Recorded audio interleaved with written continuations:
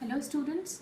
So previously I left the topic about switches, which I discussed with you that the switches have four different modes of operation.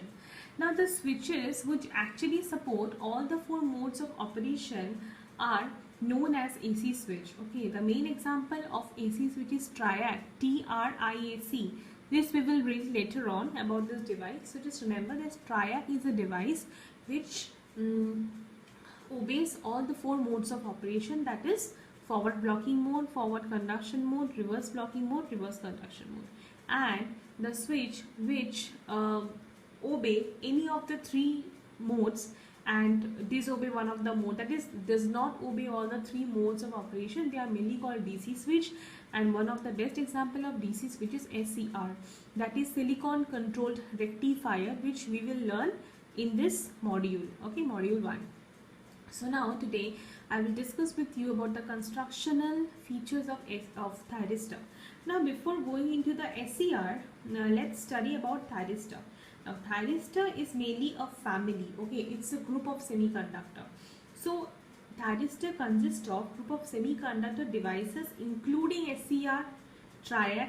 SCR is silicon controlled rectifier. TRIAC is also a device. GTO is also a device, that is a gate turn off thyristor. These are all devices or semiconductor devices which mainly come under thyristor family. Okay, but as it is known that SCR is one of the former member, it is also called a thyristor or PNPN device. So that is why we refer SCR as thyristor also. And SCR is one of the oldest member of thyristor family. Again, in the previous lecture also I told you thyristor is derived from the combination of two words, thyrotron plus transistor. From thyrotron, take the first thyr, THYR, plus transistor, that end tar. So thyristor. Why? Because thyristor, the characteristics of thyristor is similar to that of thyrotron tube and its construction is similar to the thyristor. Okay, now next we will learn about SCR. This is the main construction of SCR, right? So as I told you, SCR is the oldest family member, so we can also refer SCR as thyristor also. So if you are asked thyristor, SCR, construction is totally same. So let's move on to that. Now before going to the construction detail, let us remember some preliminary points. First is thyristor or SCR, it is made up of silicon, so it is called silicon controlled rectifier. Secondly, it is a unidirectional device like a diode. Okay, then it blocks the current flow from anode to cathode until it is triggered by any gate signal. Okay, fourth, it is a solid state device, and the last point is it is a compact and having low loss. Definitely the device which is having low loss, that is much more efficient. Okay, so in this diagram you can see this is the cross sectional diagram of a thyristor, where it is clearly shown in the top portion. You can see there is a threaded stud, right? Then comes the anode, then comes the P, then comes the N layer, then again P layer, and this portion, this is the again N layer. Okay, so what we can see here, this is the P plus layer, this is the N minus layer, this is again the P layer, and this is N plus layer, remember. Okay, and this is the threaded stud. Okay, and this is the anode, right? And this is the cathode, and this is the gate terminal, and this is the overall symbol of SCR. Wherever we want to show any symbol of SCR, we will draw this symbol, right? So it's clearly seen that thyristor is a 4-layer device, right? And 3 junction. How? If this junction P and N, okay, this is J1 junction, again N and P, this is J2 junction, again P and this one N together forms J3 junction, right? So this is, remember, this is the P plus junction, this is the N minus junction, this is the P junction, this is the N plus junction, right?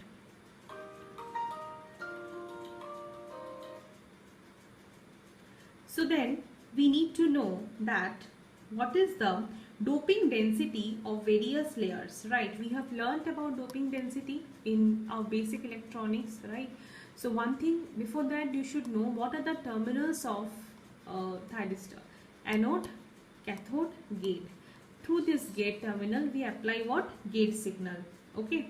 So what we need to do here, we have to know what is the doping density of each layer, right?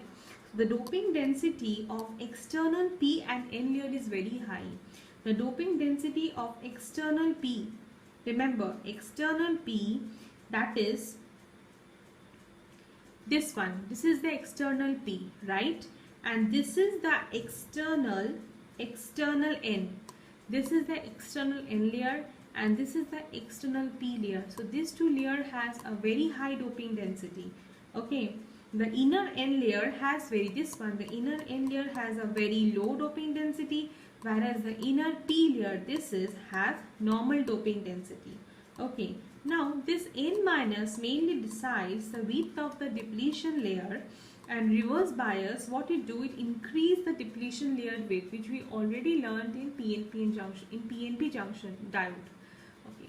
So we can see here, it's written over there, the J1, J2, J3 junctions, how it is forming. This P and N together forms J1 junction. This P and mainly this is called P plus and N minus.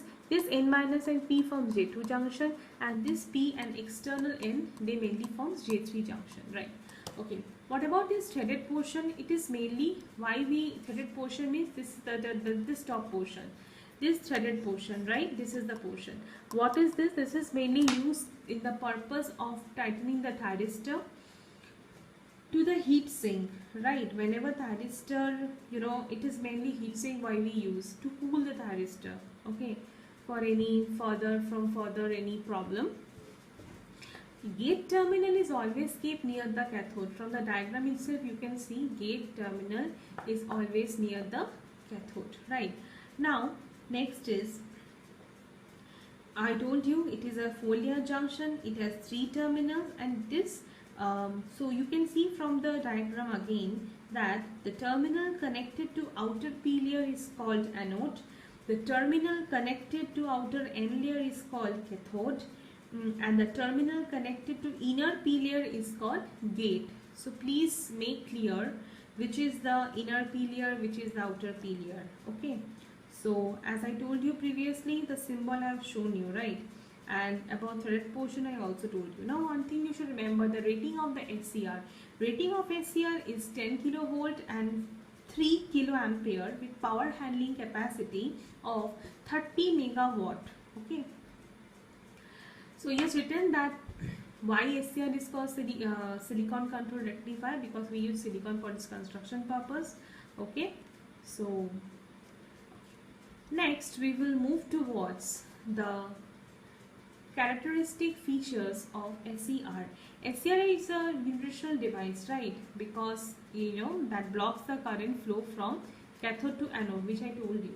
Now in VI characteristics of SCR, you will get to learn all the modes of operation of a switch. SCR is basically a switching device, right? Semiconductor switching device. Now I told you that SCR is a DC switch. Why? Because it doesn't obey all the 4 modes of a switch. It obeys forward blocking mode, forward conduction mode, and reverse blocking mode. Okay, reverse conduction mode is absent in case of SCR. Right. So let's start with the VI characteristics. Now see, before that we all know it's a semi-control device. Okay. So from this diagram you can see this diagram is the basic graphical representation of all the 3 modes. This FBM, this is the O, this FBM is the forward blocking mode, this FB is the forward blocking region, okay, this FLC is the forward leakage current, right? This VA is the anode voltage, this IA is the anode current, okay. FCM is the forward conduction mode, this is the forward conduction region, this is the latching current, this is the holding current, okay. And this portion O to M, this total portion is the forward blocking mode or forward blocking region, right? And this is the forward conduction region. Now come to this portion, this O to P, this is the reverse blocking mode, and this is the reverse leakage current. Okay, now here this VBO is the increase in the anode cathode voltage, a breakdown voltage. Okay, and this is VBR is the again a small leakage current. Okay, and this is minus VA, which you can say negative anode voltage, and this is the negative anode current. Okay, now I told you that it has three modes of operation. So first we will discuss about forward blocking mode. Now when we are talking about forward blocking mode, we will definitely refer to this diagram, right? This is the anode, this is the cathode, this is the gate, and this is the PN, right? 4 layer and 3 junction. This PN forms one junction J1, this NP forms second junction J2, this PN form another junction J3, right? So here what we are doing, we are making anode positive with respect to cathode, and thyristor is made forward biased in forward blocking mode. Now about the junctions, J2 is reverse biased and J1, J2 are forward biased. Okay, and from the graphical representation it is evident that O to M, this portion is forward blocking state of SCR. Now in this M area, what happened? A sudden, now when anode is, as I told you, in this M region, the sudden there is an increase in sudden voltage of anode cathode voltage, okay, which make the SCR to shift from blocking mode to conduction mode. Okay, now as previously I told you that what we do here in this case, anode is made positive with respect to cathode, right? And we also told you that J1, J3 is forward biased, J2 is reverse biased. Okay, and what else? Yes,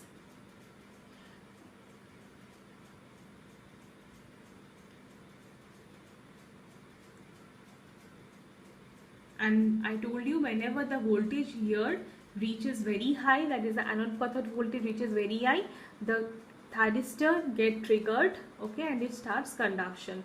From M portion or from M region it starts conducting, reaches to N, and then from N to K, right? So this is total conduction period of the thyristor. Now in this region it has two types of current, right? Latching current and holding current. Okay, holding current means to hold the device in this condition or in this conduction mode, right? And latching current is mainly it's the on state of the thyristor, that is the latching current, which we will discuss later on nicely. Now again I will discuss with you once more. Up to VBO, this is the forward blocking mode. Remember, from O, right, from O to VBO, this is the total forward blocking mode. In this mode, what happened? A very small current called forward leakage current from anode to cathode flow. This is the forward leakage current. Anode to cathode flow. Okay, a very small current. Now when the forward voltage increases beyond VBO, okay, beyond VBO junction, then what happened? So when the forward voltage increases, VAK means the anode cathode voltage increases beyond the VBO junction, J2 will break down and conduction will take place, right? Okay, and this conduction, when it happens, when the anode voltage, when the voltage exceeds VBO. Okay, so that conduction occurs in the point M. Now next thing comes the forward. So this is the mainly conduction, forward conduction thing. Conduction mainly starts from this point. Okay, from this point it goes to this, and then later on to the earth. Now what under this we need to know about the latching and the holding current.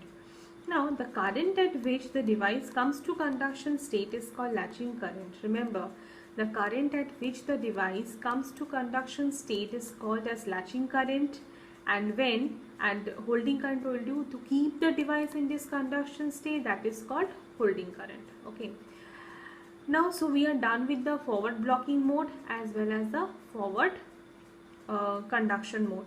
Now let's come to this portion, that is the reverse blocking mode. Now before going into the reverse blocking mode, we need to know about the structural diagram for this mode. Now basically we will see that here we are making what? Cathode positive with respect to anode, right? Cathode positive with respect to anode, and junctions are same, but the biasing of the junctions again changed. What will happen here? J1, J3 are reverse biased and J2 will be forward biased, just vice versa which happened in forward mode. Okay, now what happened here? Actually a very small current will flow, that is called reverse leakage current, which I told you here, RLC, which increases with the applied voltage until the reverse breakdown voltage. The reverse breakdown voltage is this much, VBR. Okay, so before VBR there is a small leakage current. Now voltage remains same, but the current is very high. Okay, that is actually here what happened, high power loss happened. High power loss happened, which doesn't allow the mode, reverse conduction mode, to happen in this case. So after this, breakdown voltage, what happened? It goes into saturation position, which is the mainly reverse blocking condition for SCR. So these are the main operating modes of SCR. Okay, and so that is why SCR only obeys these 3 operation modes. That is why we called it as, or we refer it as DC switch. Now comes to gate signal ones, because we need to know the use of gate signal. Why? Because gate signal is, we need gate signal to initiate the process or to start to trigger a thyristor, right? So, and we always the gate terminal is always near the cathode. Remember one thing, the gate terminal is always near the cathode. So what happened when gate signal is applied, charge gets accumulate in depletion region, right? Because this is a PN region, right? Depletion region will be there. So charge get accumulates in this region, in this P region. So what will happen? Due to this, the anode current will increase, okay? And this will definitely increase the charge accumulation as it gives a conduction path, and this will lead to increase of charge, and thus breakdown of this depletion region led the SCR to get turned on. Okay, so what happens when we apply any gate current? Definitely the initial conduction of the SCR starts. Clear? Now previously I told you about the latching current. Latching current is mainly related to turn on process of thyristor. Right, when SCR is turned on or is in on state, gate signal is removed. When SCR is in on state, gate signal is removed to avoid continuous gate power loss. Okay, but even if we remove the gate signal, thyristor don't get turned off. It remains in on state. Okay, so mainly latching current is with the on process of the SCR. And what is holding current? Holding current is related to the off process or turn off process. Now gate has no control in turning off the SCR. So in this case what happened, we sometimes require some commutation circuit to turn off the SCR. So have you seen this diagram? From here we can see this is the supply, this is anode cathode SCR, this is the load. So we need an external circuit to turn off the thyristor. What I have told you also before. So commutation circuit forces the anode current to reduce below the holding current. Okay, after that what happened, a reverse voltage is being applied to remove all the charge carriers, and holding current is the minimum value of the anode current, okay, which below which it must fall to turn off the thyristor. So remember one thing, holding current is the minimum value of the anode current below which it must fall to turn off the thyristor. Now procedure to turn off SCR using a commutation circuit. So see, commutation definitely we will read in details in module 2. So just have the basic knowledge of commutation here. Commutation circuit, what it do? It's mainly it mainly forces the anode current to reduce below a certain minimum value, and thus applies a reverse voltage across the SCR for a period of time. Okay, that is, that time should be, that turn off time should be greater than that. So main thing is that anode current should get reduced below minimum value. Clear?